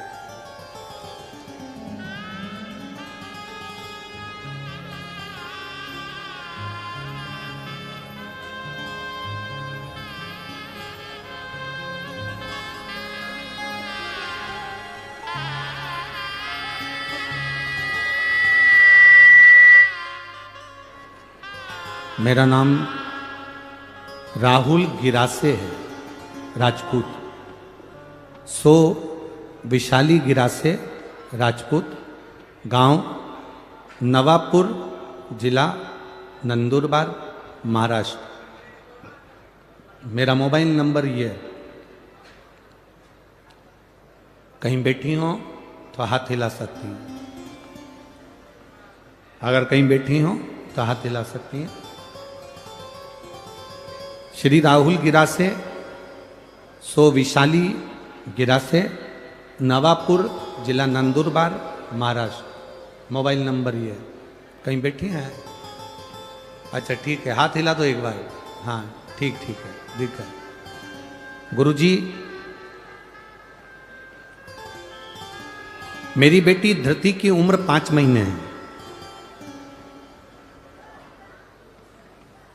2 महीने पहले 25 जुलाई को मेरी बेटी धृति के ब्रेन में इन्फेक्शन हो गया। कई लोगों ने उसको ब्रेन हेमरेज कहा। अब बेटी 5 महीने की है, 2 महीने की बेटी का ब्रेन खराब हो जाना, ब्रेन हेमरेज हो जाना, या ब्रेन में पस पड़ जाना, नसें काम नहीं करना, पूरा मेरी बेटी ने काम करना बंद कर दिया, उसका दिमाग काम नहीं करता था। तो मेरी बेटी जब 2 महीने की, उसको ले जाकर हॉस्पिटल में भर्ती करा। डॉक्टरों ने उसका ब्रेन खराब बता दिया, उसका ब्रेन में ट्यूमर टाइप का बता दिया। उसको एडमिट करा, उसका ब्रेन काम करना बंद कर दिया, तो उसको वेंटिलेटर पर डाल दिया। वेंटिलेटर पर डाला। मेरी बेटी को डॉक्टर ने कह दिया हम वेंटिलेटर पर से इस लड़की को हटाएंगे और 2 या 3 घंटे बाद तुम्हारी बेटी मर जाएगी, इसकी श्वास नहीं चलेगी क्योंकि इसका ब्रेन ट्यूमर फट चुका है। अब 2 महीने की बच्ची का ब्रेन बेकार हो जाना, क्या स्थिति होगी? गुरुदेव, हमने भी डॉक्टर से कह दिया, डॉक्टर साहब अगर मेरी बेटी को कुछ हुआ तो ये सारे मेरे हॉस्पिटल में जितने लोग खड़े हैं ये कहते हैं कि तू शंकर के मंदिर जाती है, तू शंकर जी को जल चढ़ाती है। तो सीहोर वाले बाबा को इतना मानती है, और तेरी बेटी जैसे ही वेंटिलेटर से उठेगी वैसे ही उसके 2 घंटे में 3 घंटे में प्राण छूट जाएंगे, डॉक्टर कह रहा है। कहां है तेरा बाबा, कहां है तेरा शिव? मैंने अपने परिवार वालों से कहा कि मेरे घर पर रुद्राक्ष रखा है, उस रुद्राक्ष को पानी में गला दो और शिव जी को चढ़ाकर ला दो। रात भर का इंतजार नहीं कर सकते तुम तो अभी की अभी पानी में डाल दो। रात भर अगर पानी में डाल लेंगे तो समय लगेगा। बेटी को सीहोर का लाया हुआ रुद्राक्ष पानी में डालकर शंकर जी को चढ़ाकर बेटी को तुरंत उसी जल को उठाकर शिव जी का चढ़ा हुआ बेटी के मुख में दिया। गुरुदेव, डॉक्टर ने तो कह दिया था कि ये 3 घंटे में मर जाएगी, इसको ले जाओ। हम वेंटिलेटर पर से उतार कर लड़की को ले आए। उसका ब्रेन ट्यूमर फट चुका था, ब्रेन खराब हो चुका था। डॉक्टर के हिसाब से इसका ब्रेन काम नहीं कर रहा था, पर हम उस बेटी को अपने घर लिया। डॉक्टर ने कहा इसको ले जाओ, क्योंकि मरेगी तो सही, इसको लेकर जाओ। हम बेटी को घर लाए। हर 10 मिनट में हमने बेटी को रुद्राक्ष का जल दिया। वो सीहोर वाला महाराज कथा में कहता है कि तेरे पर कर अगर है भरोसा कभी टूटता नहीं है। अगर वो कहता है तो शिव कहता है बाबा टूटने मत देना। आज मेरी बेटी गुरुदेव बाबा की कृपा से पूर्ण तरह से स्वस्थ है, उसका ब्रेन काम कर रहा है और मेरी बेटी मरी नहीं। मैं उसको लेकर आई हूं। बच्ची को लाई हो, थोड़ा सा ऊंचा कर दो। चैनल वाले उसको क्लोज कर आस्था चैनल पर और उस पर दिखा सकते हैं।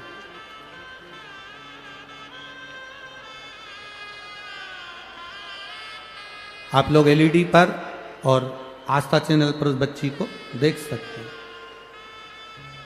हर हर महा बैठिए।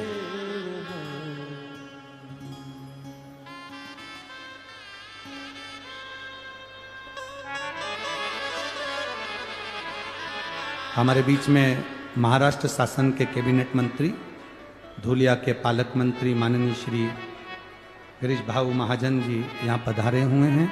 एक बार जोरदार ताली बजाकर उनका स्वागत, वंदन, अभिनंदन। बहुत बहुत साधुवाद है जो भगवान देव अधिदेव महादेव की पवित्र कथा का लाभ आप ले रहे हैं, उसके लिए साधुवाद। शिव है वो।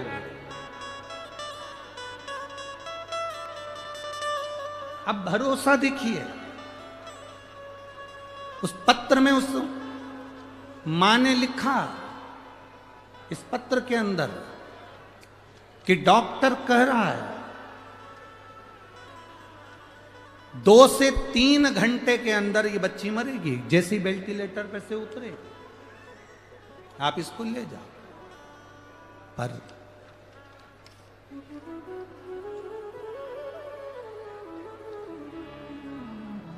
शंभु शरणे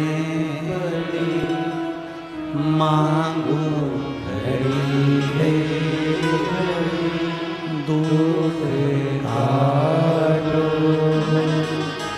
दया करी दर्शन आपो दया करी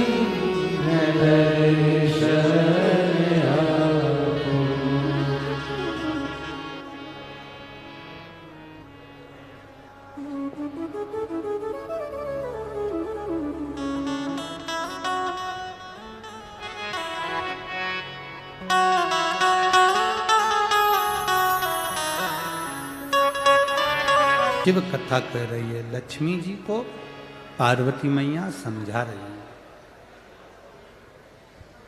कभी किसी की गलत बातों को अंदर मत जाने दो। फिर कहा,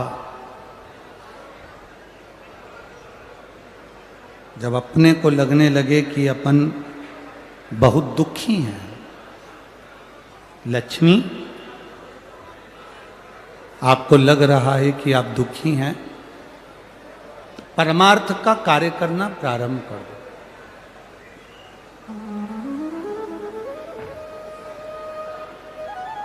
जितना बन सकता है परमार्थ का कार्य करो। और फिर कहा लक्ष्मी, दुख मिटाने का इस संसार सागर में सबसे सुंदर तरीका जो मैं आपको बता रही हूं, अगर लक्ष्मी भूलवश भी अगर आपने वो कर लिया तो ये विश्वास रखिए कि देवाधिदेव महादेव का दर्शन भी होगा और आपके मन में जो कामना है वो पूरी भी होगी, अगर आपने इसको स्मरण कर लिया।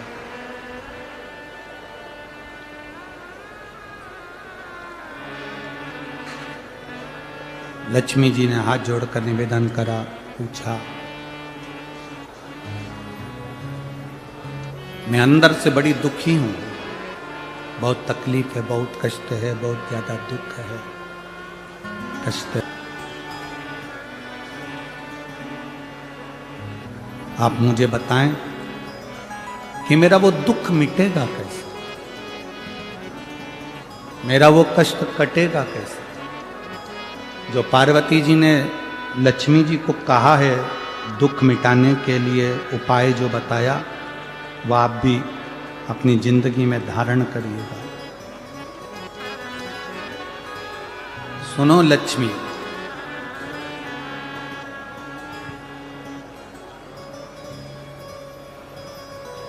तुमने जो पार्थिव शिवलिंग का निर्माण करा था, उस पार्थिव शिवलिंग पर आपके अश्रु गिरे, वो अश्रु मेरे पास आए, उस अश्रु के बल पर मेरा दर्शन हुआ। अब लक्ष्मी,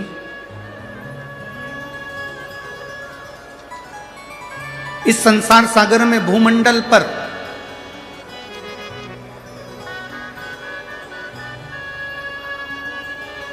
जहां भी बेलपत्र का वृक्ष हो,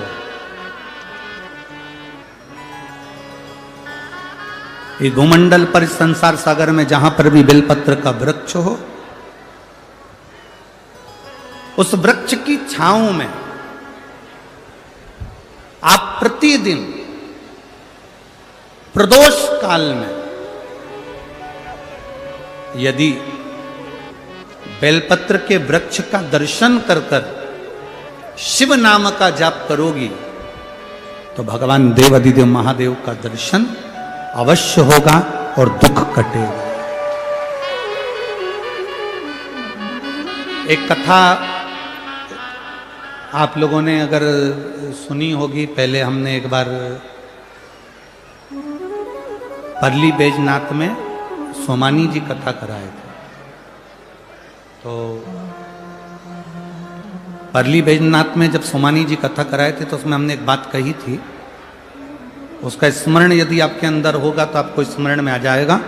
परली बैजनाथ की कथा में कहा था कि प्रदोष काल के समय पर, शाम के समय पर बेलपत्री के वृक्ष के नीचे जो जाकर बैठ जाता है या बेलपत्री के वृक्ष की जो जड़ है उसका मात्र स्पर्श कर लेता है, बेलपत्री के वृक्ष की जड़ की मिट्टी का भी अगर मस्तक पर तिलक धारण कर लेता है या उसको नमन कर लेता है, प्रदोष काल में, प्रदोष के समय पर, शाम के समय पर प्रतिदिन अगर वो शिव की भक्ति का स्मरण कर लेता है, प्रतिदिन नहीं कर सकते तो प्रदोष की प्रदोष करो, प्रदोष की प्रदोष नहीं कर सकते सोमवार की सोमवार करो, ये भी नहीं कर सकते हर महीने की शिवरात्रि आती है उस शिवरात्रि पर करो, ये भी नहीं कर सकते तो प्रयास करो कि अपन प्रतिदिन शाम के समय बेलपत्री के वृक्ष के नीचे से अगर कोई निकल कर जा रहा हो उसका मात्र दर्शन हो जाए तो भी हमारा दुख आधा समाप्त हो जाए, तो भी उसका दुख समाप्त हो।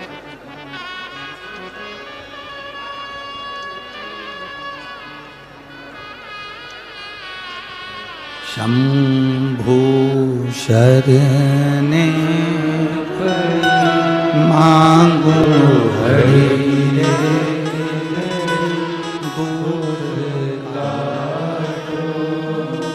दया करी दर्शन आपो।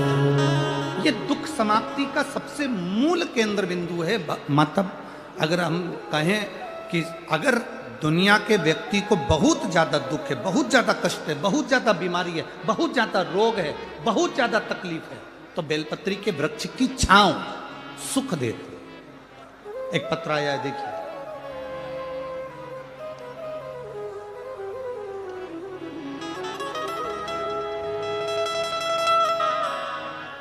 सुनंदाबाई रमेश जी पाटिल,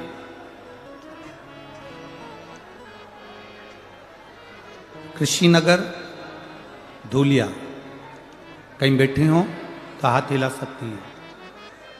अगर कहीं बैठी हो तो हाथ हिला सकती हैं। शांति बनाओ सब लोग कृपया।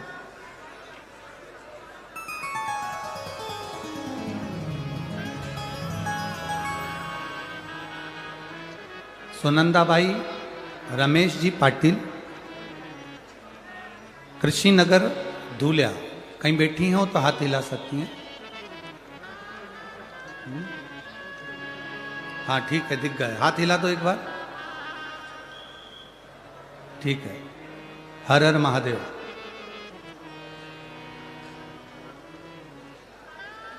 सुनंदा जी आप ही खुद हैं, स्वयं आई हैं, हाथ हिलाओ।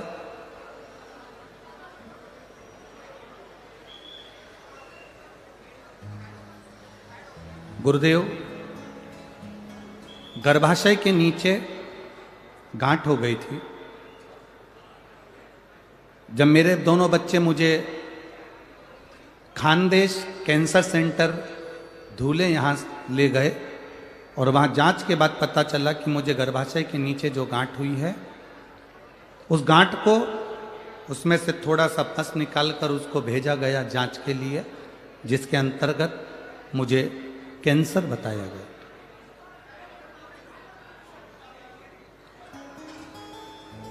अब कैंसर की गांठ गुरुदेव बताया गया। इस रिपोर्ट के बाद मेरे बच्चों ने और मेरी ननंद ने, नंदोई ने, हमारे फैमिली डॉक्टर को दिखाया और उन्होंने भी एक दो हॉस्पिटल में हमारी जांच कराई, जिसके अंतर्गत हमें कैंसर बताया। फिर टाटा हॉस्पिटल मुंबई गए, जहाँ पर बच्चों ने मुझे दिखाया तो वहाँ पर भी कैंसर था। बच्चों की आंखों में आंसू भर गए। उपचार चालू करा, 3-4 बार टाटा हॉस्पिटल में हमने चक्कर लगाया, रेडिएशन केमो के लिए नंबर लगाया, पर हमारा नंबर नहीं लगा। तब हम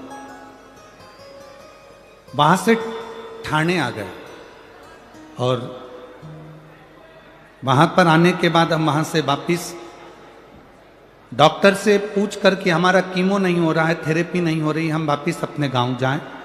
हम डॉक्टर से मिलकर वापिस अपने गांव आ गए और गांव आए। अब कैंसर तो हर जगह पर बताया गया, अब करें तो करें क्या। तब किसी ने कहा पशुपतिनाथ का व्रत करो, शिवजी पे चढ़ा हुआ जल पीना प्रारंभ करो। और गुरुदेव, उसी दरमियान मेरी बेटी मुझे शंकर जी के मंदिर ले जाती, मंदिर में ले जाकर मुझे बिठा देती। मैं नंदी के पास में बैठकर बाबा से प्रार्थना करती, ये कहाँ की बीमारी दे दी तूने बाबा, मुझे कैंसर बता दिया, अब करूं तो करूं क्या। कीमो मेरा हो नहीं रहा क्योंकि वहाँ नंबर नहीं लग रहा। मैं वापिस आ गई हूँ और बाबा अब ठीक करेगा तो तू करेगा। मैंने कथा में सुना है बाबा तू सबकी बीमारी ठीक करता है तो मेरी भी करेगा। पशुपति व्रत करे, शिवजी पे चढ़ा हुआ जल पीना प्रारंभ करा, बेलपत्री खाना प्रारंभ करी और नंदी के पास बैठती। आपने कहा था गुरुजी की बेलपत्र के वृक्ष के नीचे प्रदोष काल में बैठकर जो बोला जाता है बाबा वो सुनता है।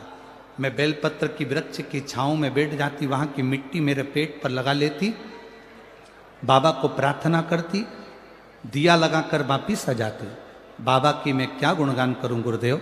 4/10/2023 को हम वापिस टाटा हॉस्पिटल में दिखाने के लिए मुंबई गए और जो जांच वापिस चालू हुई, उसमें मेरा कैंसर समाप्त हो चुका था। यह शिव कथा। रमेश पाटिल, कृषि नगर, धूलिया, मेरा मोबाइल नंबर ही है। बैठिए बहन। हर हर महा। शिव तत्व इसको कहते हैं। आपका जो विश्वास है, आपका जो भरोसा है, आपकी जो दृढ़ता है, वो सुख है।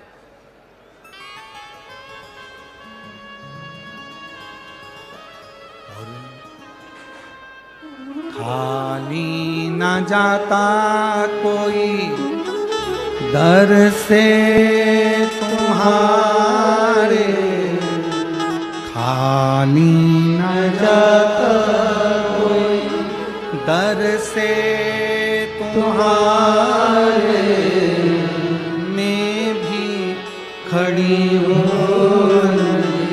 बाहें बसाए, अपने दये से लगा लो, लगा लो, गिरा जा रहा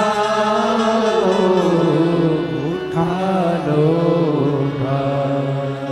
भोले अपने दर से अब तो न टालो, गिरी जा रही हो, उठा लो, उठा।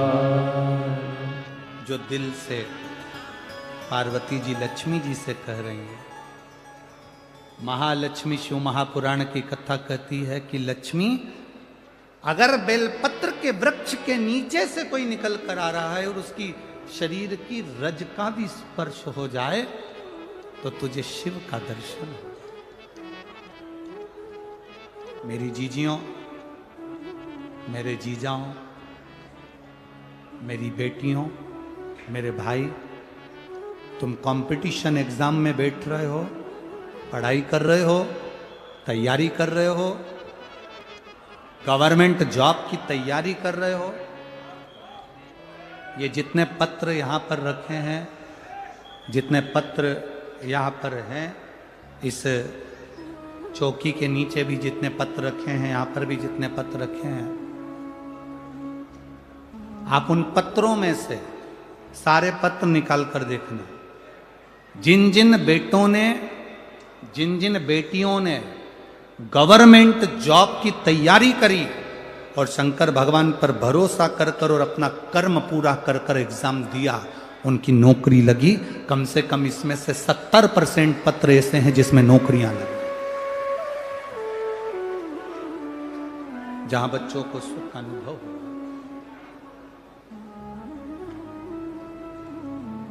अपनी मेहनत पूरी करो। बीमारी आई है, डॉक्टर को दिखाओ। बीमारी आई है, जांच कराओ। रोग आया है, बड़े से बड़े हॉस्पिटल में जाओ, अच्छे से अच्छे डॉक्टर को दिखाओ।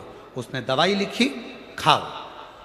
उसने जांच का बोला, जांच कराओ। पर उसके जांच कराने में और उसकी दवाई खाने के साथ साथ मेरे भोले बाबा पर भरोसा रखना। जैसा विश्वास इस बहन ने करा कि मैंने मुंबई के हॉस्पिटल में भी कैंसर बताया, बाकी के हॉस्पिटलों में भी कैंसर बताया, पर आखिरी की जो जांच हुई 4/10/2023 को सारी रिपोर्ट नील आ गई, मेरा कैंसर समाप्त हो गया। ये विश्वास तुम्हारे अंदर होना चाहिए, ये विश्वास तुम्हारे भीतर जागृत होना चाहिए।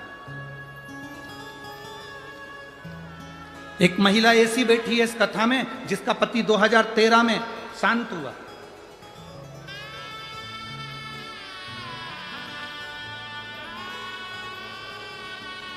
जिसका पति 2013 में शांत हुआ।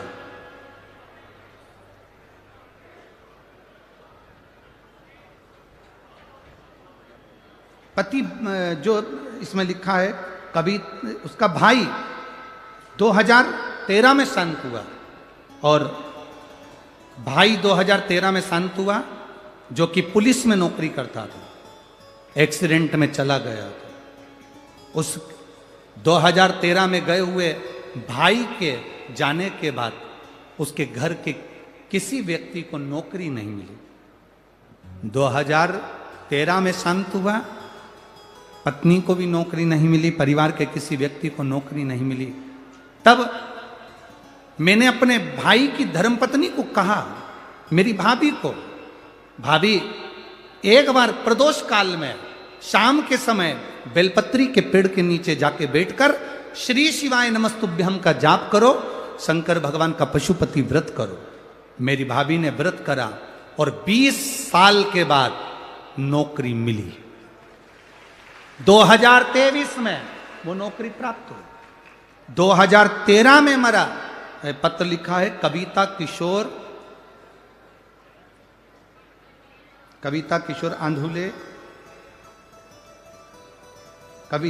आंधुले ने ये पत्र लिखा। अब जरा विचार करिए कि हम अगर शिव पर भरोसा करते हैं, भगवान शंकर की भक्ति करते हैं, तो दृढ़ता क्यों नहीं बनती?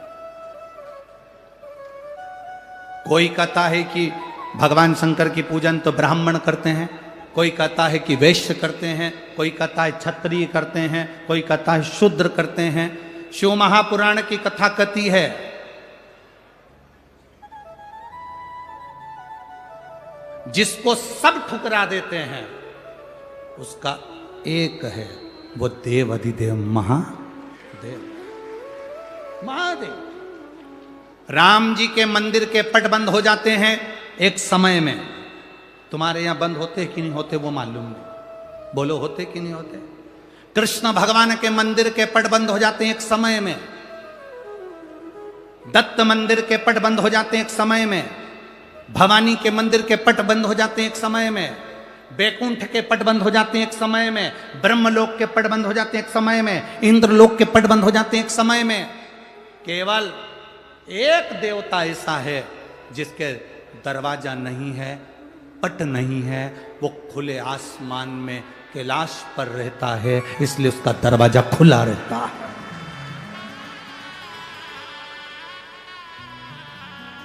लोग कहते हैं ब्राह्मण अलग, कोई कहता है ब्राह्मण हम उच्च हैं, कोई कहे वैश्य उच्च है, कोई कहे क्षत्रिय उच्च है, कोई कहे शूद्र उच्च है।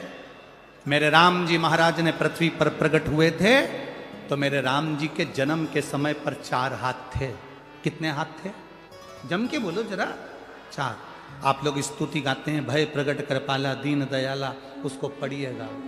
माता पुनि बोली सोमति डोली तजऊ तात ये रूपा। ये रूप नहीं चाहिए 4 हाथ का। आयुध 4। मेरे राम जी प्रकट हुए उनके 4 हाथ थे। मेरे भगवान कृष्ण पृथ्वी पर प्रकट हुए उनके 4 हाथ थे। पर माता देवकी ने कह दिया 2 हाथ का पुत्र चाहिए। कौशल्या जी ने कह दिया 2 हाथ का पुत्र चाहिए। राम जी के जन्म के समय पर 4 हाथ इसलिए थे क्योंकि राम जी का 1 हाथ ब्राह्मण है, दूसरा हाथ वैश्य है, तीसरा हाथ क्षत्रिय है, तो चौथा हाथ शूद्र है। ये 4 जो वर्ण हैं, ये मेरे भगवान के 4 हाथ हैं और ये बुलंद है।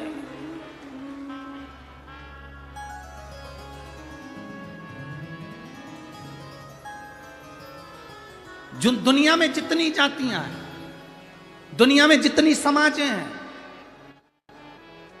चाहे वो ब्राह्मण हो, चाहे क्षत्रिय हो, चाहे वैश्य हो, चाहे शूद्र हो, इन सब का अगर कोई देवता है तो केवल एक देव अधिदेव महादेव है। अब दुनिया के लोग भटका रहे हैं, अब दुनिया के लोग भ्रम उत्पन्न कर रहे हैं। उन्होंने कह दिया भगवान को मत भजो, अगरबत्ती मत लगाओ, दिया मत लगाओ, मंदिर मत जाओ, तिलक मत लगाओ, चोटी मत रखो, गले में रुद्राक्ष मत पहनो, तुलसी की माला मत पहनो। मेरी जीजियों और मेरे जितने भाई बैठे हैं, आप सबसे निवेदन है, अपने गांव में, नगर में शंकर का एक ओटला हो, मंदिर हो, शंकर का शिवलिंग हो। पूरा गांव के लोगों से कहो तुम कितने भी बढ़ जाना पर अपने बाप को मत भूल जाना, शंकर को जल जरूर चढ़ाना। अपने पिता को मत भूलो जो तुम्हारा पिता है, अपने बाप को मत भूलो जो तुम्हारा पिता है, वो शिव देवाधिदेव महादेव है।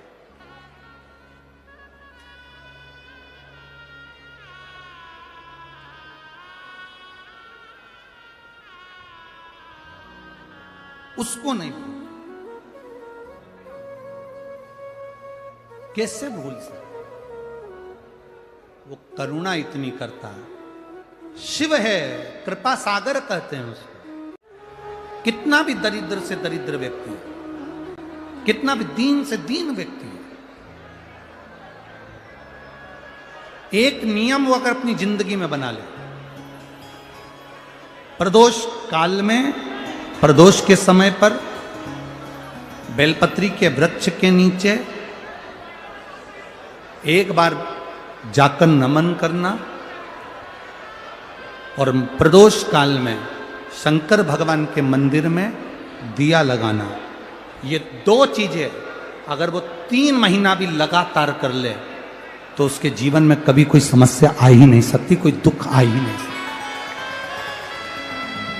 एक नियम बना, जैसे जिस नारी को, जिस पुरुष को, जिस बच्चे को, जिस बड़े को चर्म रोग हो जाता है, चमड़ी सफेद पड़ने लगती है, जब चमड़ी सफेद पड़ने लगती है, चर्म रोग जैसा जब हो जाता है या चर्म रोग उसको घेरने लगता है, चमड़ी जब सफेद पड़ने लगे या चमड़ी काली पड़ने लगे, या चर्म रोग सोराइसिस जैसी बीमारी तक के लिए है हमारे।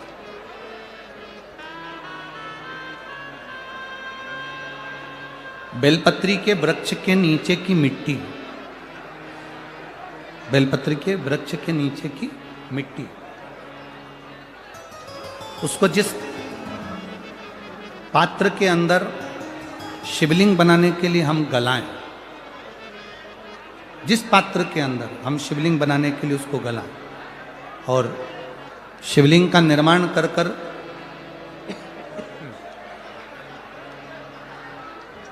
हम बेलपत्री के वृक्ष के नीचे उसका पूजन करें, उसका विसर्जन करें।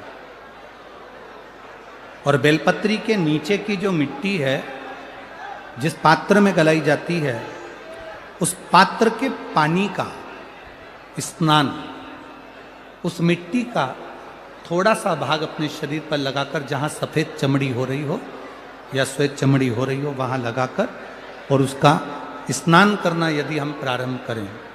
परंतु प्रदोष जैसे अपन शंकर भगवान के मंदिर जाते हैं, दर्शन करते हैं, पूजन करते हैं, उसी तरह बेलपत्री के वृक्ष के नीचे की मिट्टी को गलाकर हम शिवलिंग का निर्माण करते हैं।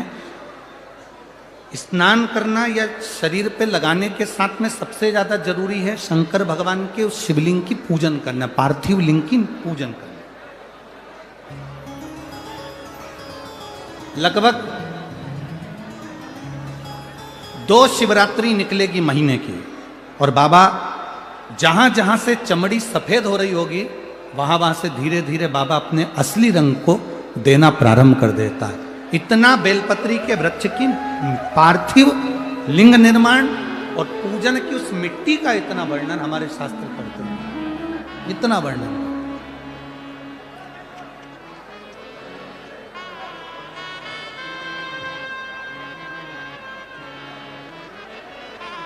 शिव कथा कह रहे,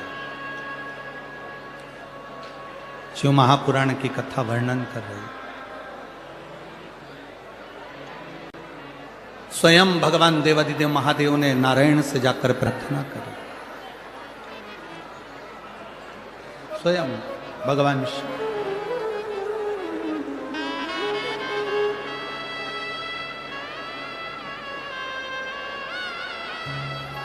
शंभु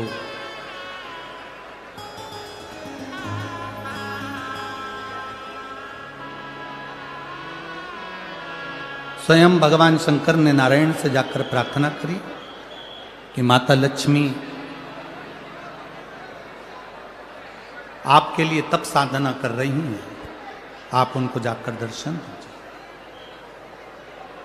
भगवान नारायण शिव जी के कहने पर जाने लगे, भगवान शंकर के कहने पर भगवान नारायण जाने लगे, पर भगवान शिव जी ने भगवान नारायण को रोका, और भगवान शिव जी ने नारायण को रोककर कहा, प्रभु रुको, मेरा निवेदन केवल इतना सा है, जैसे माता लक्ष्मी घोड़ी बनकर, अश्वी बनकर पृथ्वी पर गई हैं, आप अश्व बनकर पृथ्वी पर जाकर लक्ष्मी को लेकर आए। भगवान स्वयं नारायण अश्व बनकर पृथ्वी पर जाते हैं और लक्ष्मी जी को लेकर आते हैं। शिव महापुराण की कथा कहती है, भगवान शंकर का संवाद कहता है, स्वयं नारायण और स्वयं माता लक्ष्मी बेलपत्री के वृक्ष के नीचे विराजमान शिवलिंग का पूजन करते हैं और बेलपत्र की परिक्रमा करते हैं। जैसे ही उन्होंने बेलपत्र की परिक्रमा करी, शंकर भगवान वहां सम्मुख में जब आते हैं तो नारायण और लक्ष्मी जी भी अश्व की योनि से छूट जाती हैं और नारायण भी अश्व योनि को त्याग कर नारायण लक्ष्मी बनकर वैकुंठ का निवास करने लगते हैं। स्वयं नारायण। आगे सुंदर शिव महापुराण में वर्णन आया है, भगवान शंकर के तेज पुंज से शरणानंद कार्तिकेय जी का प्रागट्य हुआ, जिनको माता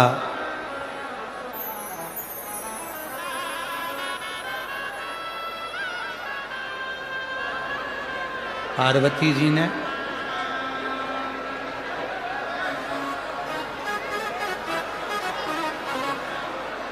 शिव कृपा करे।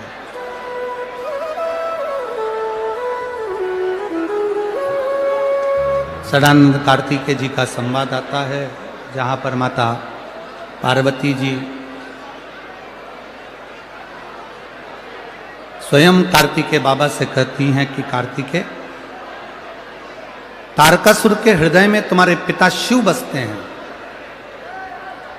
इसलिए आप तारकासुर का जब संहार करने के लिए जाओ तो हृदय में बाण ना छोड़िए, हृदय में कोई बाण ना छोड़ा जाए। तब स्वयं कार्तिकेय जी ने तारकासुर का संहार करा, पर हृदय में बाण नहीं छोड़ा। आगे समय के अनुकूल शिव महापुराण की कथा कहती है, माता पार्वती जी ने भगवान शिव जी से भगवान गणेश और कार्तिकेय के मंगल विवाह का प्रसंग का वर्णन किया। भगवान गणेश जी रिद्धि सिद्धि को लेकर पधार रहे हैं, जोरदार ताली बजाएं।